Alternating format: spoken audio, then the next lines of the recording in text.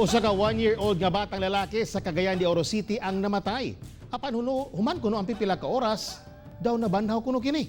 Atong sayron ang detalye pinaagi sa live report ni Cyril Chavez. Cyril.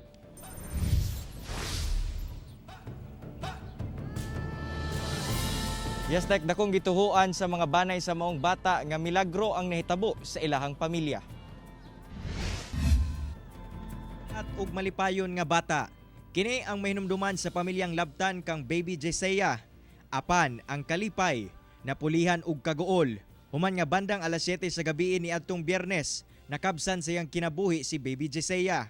Tungod kay wa makadawat sa gisangputan sayang anak, mihimo og lakang ang inahan niini nga si Vicky Labtan ug dila kini sa usa ka born again church sa Cagayan de Oro City ug didto giampuan. Human sa mong panghitabo bandang alas 9 Sabado sa buntag, gibutyag nga nabuhi matud pa si baby Jesea ug ila pa kuno kining napainom og ininit nga tubig. Pampuan ako akong anak kay mamasin ko basing mabuhi siya.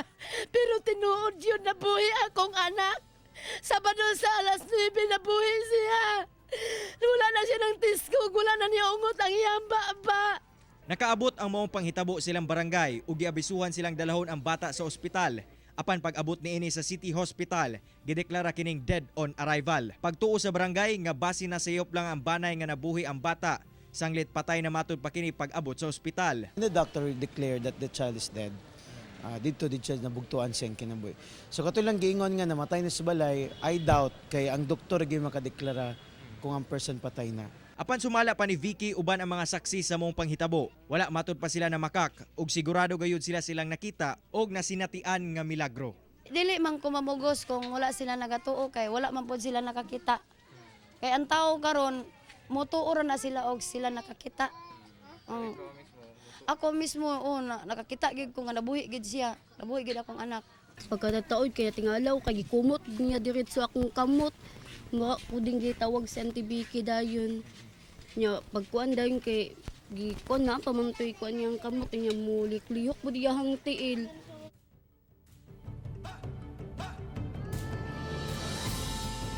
Tek sumala pa sa doktor nga milantaw sa maong bata komplikasyon sa asma ang tinubdan sa pagkamatay niini. Samtang si baby Jesea gilubong na sa Bulunsori Cemetery sa Cagayan de Oro City katong nga milabayng adlaw. Tek.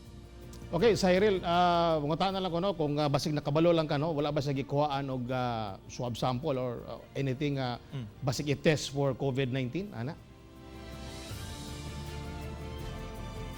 Tek, sa base sa impormasyon sa barangay, wala na nila gikuhaan og swab sample ang maong bata kay mo lagi pag abot dito sa City Hospital, gideklara namang dead on arrival ug diretso na nila gilihok ang pagpalubong sa maong bata. Hinoon ang mga banay ingon man ang mga kaubanan sa kining bata sa nasangpit nga balay ug sa barangay wala matud pay ginabati nga susama sa simptomas sa COVID-19. Okay, daghang salamat, Cyril Chavez. Tek.